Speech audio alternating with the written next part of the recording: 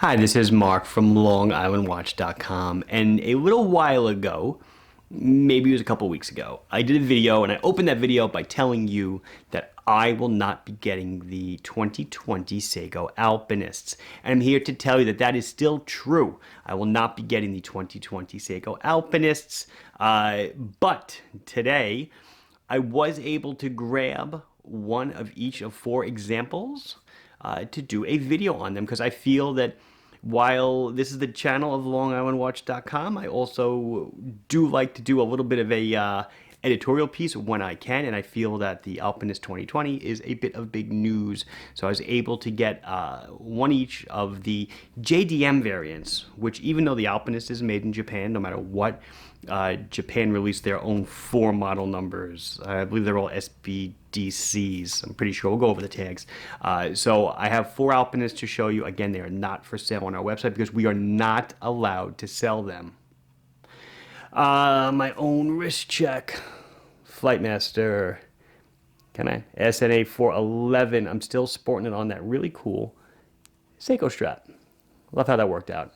You know, I downtrodden court sometimes, and I shouldn't. It's grab and go. I love it. It looks good too. And then, what else? Of course, I'm still wearing the same two watches, I guess. The Islander. I feel like I'm gonna crack my wrist in half. There we go. Okay, let's check out these Alpinists that I am definitely not selling. Okay, guys. So here we go. If you like seeing stuff like this, follow me on Instagram. I showed these on Instagram before the video came out. Instagram handle is Long Island Watch. In case it's not obvious, somebody recently asked me. So these are four Alpinists out of Japan. They are all of the model number Sbdc, and I'll go over the tagging in a moment. The USA versions that are marketed through Seiko USA are part numbers SPB and can be purchased locally at your preferred brick and mortar Seiko retailer, not my store. So I've got four. I guess, you know, we'll start with the one, I guess, most familiar to us. I have a Sarb 17 sitting in my office, or a few of them. I probably could have brought them to the party, but four watches is enough for one video. So this is, let's see. Let's go through the tagging first. This is Sbdc 091. So that's the part number. It's a Japanese part number. There's Japanese writing on it and stuff. Let's see. So they now run on the 6R35, which the prior Alpinists and your Sarbo 33s or 35s run on the 6R15. So 6R35 has the same accuracy, plus 25 to minus 15, but boasts an extra joule, 24 joules, but boasts a 70-hour power reserve. Guys, we are now at close to 3 days of power. That's excellent. Yes, I know there's watches that do it already. Is it a Tissot, Intramatic? I don't follow all that garbage. I'm just saying, pretty cool that they're doing it now. Yes, the straps appear to be on backwards. They are not. Seiko puts their deployment buckles at the 6. So, what are the notable differences? Oh, forget that. Let's go over the watch first. 38 millimeters by 13 to sapphire. 46 lug tip to lug tip. 200 meters of water resistance. 20 millimeter lug width. We've graduated to big boy status. We are now in a see-through case back, which I'm going to say it out loud for a Seiko and 200 meters of water resistance. Not often you see it. I'm not sure if I've actually ever seen it before. The movement, you can see through the window, is a 6R35A. Again, this is the 6R15 with an extra joule, and it boasts 70 hours of power reserve. How does it do it? Does it? Honestly, I didn't look it up. It looks like it only has one barrel. It is definitely not a dual barrel design. So what did they do? I don't know. They did something to make it last longer. Just putting in a larger spring sounds easy, but it's not, because then the torque changes. The torque changes, the movement variation changes. It's a very delicate balance. So anyway, 70 hours of power reserve. Styling wise, we have a see-through case back, which I just mentioned. We have, though, adopted a Cyclops on all four styles, which I think is done really well.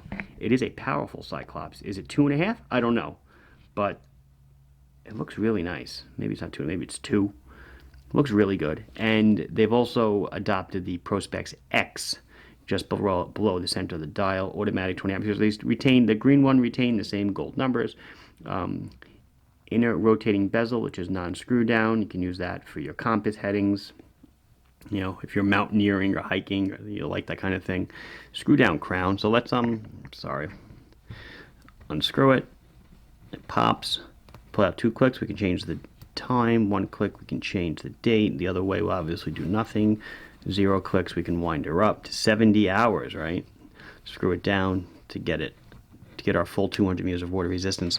The case is done nicely. It's good polishing. A lot of things still look, pretty much like the old one. The green is gorgeous. It's very deep. It's very rich, a la the SPL 57 I showed you in a previous video, which is a watch you can buy from me. The Age of Discovery reissue. I'm allowed to sell that one. So check it out. Nice brown strap with the deployment buckle. Oh, prices, right? So we're talking about Japanese yen. We're looking at 75,000 Japanese yen, which is roughly 750 bucks, probably a little bit less.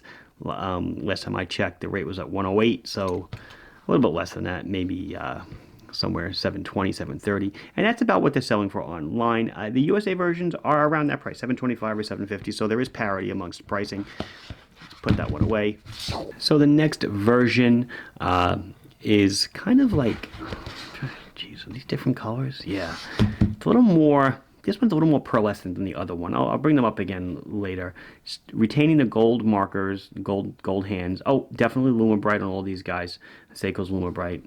Same. Everything about the watch is the same. The strap is different. It is the simple tie-off strap, green, kind of like an army green. It's pretty cool looking. It's got the deployment. Whoa! It's got the deployment buckle, and then we can really pull in on the dial nicely. And I can try to show you some good dial detail in the 4K detail. Looks great. Look at that rotational capability. Look how clean the date is. The date is really done very well. I know I'm talking a lot about the date, but they really did do a nice job on the placement of the Cyclops and how well it actually works. The prices on these, I will admit, are high, 7 something. The Alpinist still goes. The original Alpinist goes for 500. As I'm tongue tied, excuse me, about 500 bills. So at 750 or so, these are almost double what the Alpinist used to go for. So a little pricey, but it looks really nice. They did a good job here. This is Sbdc 93. So let's get into Sbdc 89, which I'll just bring up right next to each other. So it is a different quality of color. You'll see it's less pearlescent, the one on my right hand, a little more ivory. And I'm pretty sure that's not just the hands talking. You know, the gold versus silver hand, if you look. Yeah, definitely. So now we've got these silver hands. Yeah, they are. Silver hands, silver numbers, silver markers. North, let's get north up to the top. As you can see, we're having a lot of fun here today. We're doing on a black strap with white stitching. Sbdc 089 or 089, if you like to be correct. Strap, strap's decent. I like the other strap better, but nevertheless, looks great. The size is excellent. 38 millimeters for a lot of you people out there is perfect. You're looking for sub 40s. Maybe the price is going to drive you batty, and you'll comment below that you're upset about the price, but whatever. Which brings us to the last one, the Sbdc 087, which is slightly more expensive because it comes on a metal bracelet. This is the black dial, silver numbers, silver indices. Looks great. The bracelet is actually fairly decent. It is solid link. It is indeed solid end link as well. Kind of reminds me of the SAR bracelet a little bit. Who knows? The clasp sure does. It's only a 2-position clasp. I know a lot of people will poo-poo that. They won't be happy with the only 2-position micro adjust, but it does look really nice. I think this one really stands out. Surprised that they only did a bracelet on one of them, or maybe not. But I think it, look at that. And they did a really good job on this one. Again, the date, the white on the black writing on the white date wheel looks terrific. I'll just do loom. I guess it doesn't really matter, right? They're all kind of the same. So we'll just shut out the lights really quick, do loom, try it on, be done. So there you go, it's Lumibright, right? Do you expect anything less? They all glow terrific. There is nothing on the compass though that glows. Kind of find that a little bit upsetting. I think that would have been nice. At least maybe the 4 cardinal directions could have been loomed, but other than that, looking good at night for sure. So I'll try on this one on my 6 3/4 inch wrist, the olive drab strap, as it were. I feel like I'm going to go run an Army radio or something. But at 38 millimeters, guys, obviously no problem at all with the fit. Very comfortable. Good weight to it. You know, even with the bracelet, it's still not overly weighty. I think very well balanced. You know, great looking watch. So I do think that'll about do it. This has been Mark from LongIslandWatch.com showing you the JDM versions of the 2020 Seiko Alpinist. Please like the video if you enjoyed it. Subscribe to the channel if you have not done so. If you have any questions or comments, put them down below and I will be sure to address them as soon as I can. Thank you very much for watching. Bye-bye.